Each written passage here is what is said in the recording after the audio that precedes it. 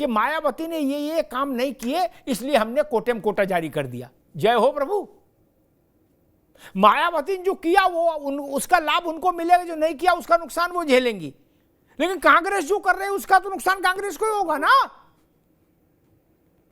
जो भारती जी ने गजब बात है। जी करना चाहिए था।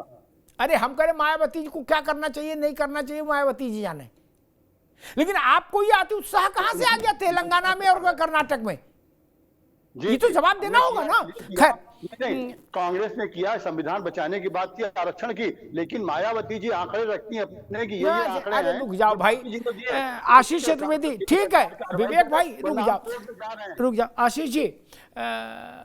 कांग्रेस कह रही है कि ये भी जो कार्यक्रम है कोटा बांटने वाला, ये भी संविधान बचाने की फोल्डर में हमने रख दिया। बोले ये भी संविधान बचाने का कार्यक्रम है। और मायावती कह रही कि संविधान की भावना के साथ खिलवाड़ का कार्यक्रम है। आप बीच में खड़े हो, किधर जाओगे? आपने अंबेडकर वाहिनी भी बना दी। गाजियाबाद में दलित उम्मीदवार इसीलिए खड़ा कर दिया कि दलित शायद हमारे, क्योंकि लोकसभा चुनाव में दलित आपकी तरफ आया है। और इस बीच में ये नया लफड़ा शुरू हो गया। आशीष जी कहीं तो खड़ा होना होगा, मुडेर पे तो रह नहीं सकते, या तो इधर या उधर। जैसा मैंने पहले भी कहा कि मैं और हमारी क्योंकि मैं यहाँ समाजवादी पार्टी का पक्ष रखने के लिए बैठा हूँ, तो हमारा यही मानना है कि अभी भी जो पहले तो ये जो जनगणना है वो नहीं हुई है, तो पहले तो वो होनी चाहिए कहीं ना कहीं, तभी आप जो है रिजर्वेशन को जो है सही आधार पे और किसके अनुपात में कितना देना है आप तभी ये तय कर पाएंगे। दूसरा जो महत्वपूर्ण सवाल आज जो उठ रहा है कि ये कोटे के अंदर कोटा यानी आरक्षण के अंदर आरक्षण होना चाहिए या नहीं होना चाहिए, उस पर हम लोगों ने, हमारा स्टैंड क्लियर है। हम लोग ये मानते हैं कि अभी जो स्थितियां हैं उसके अंदर आरक्षण के अंदर आरक्षण अभी सही नहीं लग रहा है हम लोगों को। और जैसे कि अभी कहा जा रहा है सुप्रीम कोर्ट ने निर्णय नहीं दिया है। निर्णय तो जजमेंट हो जाता है, वो तो एक वर्डिक्ट हो जाता है, वो निर्णय नहीं। अब पूछ लेंगे तो कोई कुछ कहेगा तो सुप्रीम कोर्ट से सिर्फ एक सलाह मांगी गई और तो वो बाइंडिंग नहीं हो। जी वही विषय, हाँ वही विषय। उसने ये नहीं कहा कि ये हमारा आदेश है, नहीं मानोगे तो डासना जेल भेज देंगे, ये नहीं कहा। ये तो अति उत्साही खुद ही लगे हुए बोले ना तुरंत वर्गीकरण करेंगे। अशोक भारती जी, इसका पॉलिटिकल असर क्या देखते हैं? ये जो 3 राज्यों में कवायद हुई, एक में लागू हो गया, 2 में लागू होने जा रहा, एक भाजपा का राज्य है, 2 कांग्रेस के राज्य हैं, 2 ही नेशनल पार्टी हैं। आखिर इन लोगों ने ये फैसला क्यों किया, और ये क्यों फैसला किया, इसमें ये भी मैं समझना चाहूँगा, ये फैसला क्यों किया कि नेशन वाइड एक पॉलिसी मत बनाइए, इसमें गोल मोल रखिए, राज्यों में करा दीजिए, वरना इनको सबसे पहले तो नेशनल स्तर पर अपना शपथ पत्र जारी करना चाहिए था जनता के लिए। देखिए अमिताभ जी, मेरी समझ ऐसी है जी कि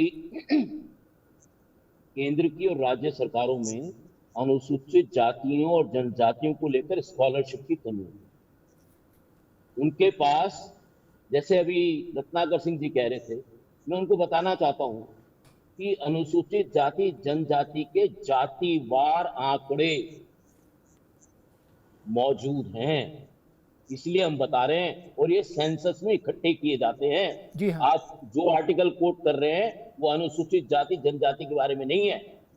एक बार मैं समझता हूं कि ज्यादातर, अब सोचिए, पार्टी के इतने बड़े बड़े नेता जी अनपढ़ों जैसा व्यवहार करते हैं, उनको पता ही नहीं कि देश में क्या चल रहा है, क्या नहीं चल रहा है। तो जब ये लोग राजनीति में किसी पोजीशन पहुंच जाएंगे, फैसला लेंगे, तो ऐसे ही फैसले लेंगे जिन फैसलों को ऐसे फजीयत हो रही है। मेरी समझ ऐसी है। मैं आपको बताना चाहता हूं कि अभी 13-14 तारीख को, देखिए, कांग्रेस या दलितों की पार्टियां या दूसरी पार्टियां क्या फैसला कर रही हैं उसके बारे में मैं नहीं कह सकता, लेकिन दलित समाज क्या कर रहा है मैं उसके बारे में आपको 30 सेकंड में बता दूंगा जी। अभी 13 और 14 अक्टूबर को कोटायम में दक्षिण भारत के दलित नेताओं की बैठक हुई, दलित संगठनों की बैठक, मैं भी उसमें था। उसमें यह फैसला हुआ कि हमें इस मसले पर एक राय बनानी चाहिए, और सुप्रीम कोर्ट में, क्योंकि सुप्रीम कोर्ट ने बिना तथ्यों के ये सलाह दी है, तो क्यूरेटिव पिटीशन डालनी चाहिए, क्योंकि सुप्रीम कोर्ट ने रिव्यू पिटीशन रिजेक्ट कर दी।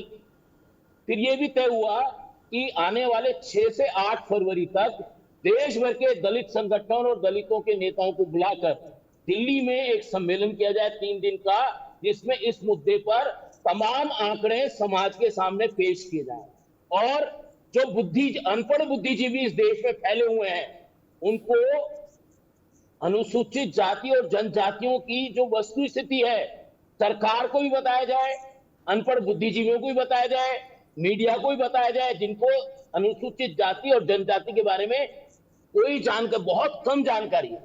और जब कम जानकारी होती है तो वैसे ही होता है जैसा सुप्रीम कोर्ट ने सलाह दी है। हमारा मानना यह है, और मैं कहना चाहता हूं, पार्टी को कहना चाहता हूं, क्या मैंने पहले भी कई बार कहा है कि ज्यादातर पॉलिटिकल पार्टीज के पास अनुसूचित जाति जनजाति को लेकर कोई पॉलिसी नहीं है।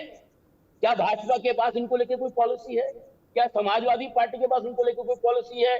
क्या कांग्रेस और बसपा के पास भी क्या अनुसूचित जाति जनजाति को लेकर पॉलिसी है? सरकार के पास तो फिर भी पॉलिसी है कि वो उनको आरक्षण देगी, उनको टेंडर में हिस्सा देगी, उनको स्कूलों में स्कॉलरशिप देगी, कॉलेज में पढ़ाई देगी। पार्टियों के पास क्या नीतियां हैं? और जब तक ये पार्टियां जब सत्ता में जाती हैं तो ये फर्क ही नहीं कर पाती कि उनकी राजनीति कैसे चलेगी। तो मेरा मानना ऐसा है, ये जो सलाह आई है, इस सलाह पर तुरंत में उछल कूद नहीं करनी चाहिए। पहले डाटा तो देख लो, सैनी साहब डाटा तो बता दें। अब उत्तर प्रदेश में देखिए 7 जातियों की आबादी 5 लाख से ज्यादा है, 66 जातियां हैं शेड्यूल कास्ट की। मेरे पास तो एक जाति का, हमारे पास तो एक जाति। हम जो राष्ट्रीय संगठन है, हम राजनीति में नहीं फंसते, हम राजनीति से इतर होकर फैक्चुअल बेस पर सरकार के सामने चीजें रखते हैं, राजनीतिक पार्टियों के सामने चीजें रखते हैं। इसको बुरा ना माने। आप जाएं अपनी पार्टी के जो दलित मोर्चे हैं, अरे भाई उन दलित मोर्चों को ना पढ़ लिख कर आर्गुमेंट करें। ठीक है अशोक जी, राजनीति में अरे राजनीति में कार्यकर्ता जो आता है नया नया, वो सोचता है पढ़ाई लिखाई में जितना समय खराब करें इतने से बेहतर है 4 गुलदस्ता गाड़ी में रखें हैं और 4 घर हो आए और फोटो खिंचा के तुरंत फेसबुक पे डालें, फीलिंग हैप्पी, राष्ट्र के ज्वलंत मुद्दों पर विचार विमर्श करते हुए भाई साहब के साथ। विवेक जी, आपकी पार्टी हो चाहे अखिलेश जी की हो चाहे भाजपा हो, सब में चल यही रहा है क्या? किसी कार्यकर्ता से कह दो भैया कुछ पढ़ते हो, वो कहे देखो बौरे हो गए अग्निहोत्री जी, कह रहे पढ़ते टाइम खराब करें हैं? इतने में 4 सेल्फी डाल दूंगा खिंचवा के। अशोक जी ऐसी सलाह दे रहे, बोले पढ़ा लिखा करो। मुझे याद है 1901 में, रुक जाओ भाई, 90 के आसपास का दौर था, तो मैं एक बड़े अखबार के संवाददाता के रूप में लोकसभा में प्रवेश किया, संसद में। तो भाजपा के उस समय के बड़े नेता एल के अडवाणी से मिला। अशोक जी, अडवाणी जी ने मुझसे कहा कि भाई अभी तो आपकी उम्र बहुत कम है। हमने हाँ जी साहब, क्या किया है? पहले पूछा, परिचय बताया, IIMC से हूँ, टॉप करके आया हूँ, तो थोड़ा कॉलर भी ऊंचा था। उन्होंने कहा पत्रकारिता ही करनी। मैंने हाँ। तो उन्होंने कहा तब पार्टी का जो दफ्तर था वो उसके पीछे संसद का पुस्तकालय था। तो बोले हमारी पार्टी के दफ्तर के पीछे जहां आप बैठे हो इसके पीछे पुस्तकालय है। बोले दिन में 2-3 घंटे पुस्तकालय में दो। मैंने पूछा क्या पढ़ना शुरू करूं? तो उन्होंने कहा था संविधान सभा की बहस पढ़िए, उसमें पूरा भारत है। अद्भुत बात, कितने नेताओं ने पढ़ी संविधान सभा की बहस? नहीं पढ़ी। गूगल में थोड़ा बहुत देख लेते, कहीं कोई फंस जाए तो, बाकी उसके आगे नहीं। ये समस्या तो यही है, न पत्रकार पढ़ना चाह रहा न नेता पढ़ना चाह रहा। और बोल सबसे ज्यादा 2 ही लोग रहे, पत्रकार और नेता। मुश्किल तो यही है।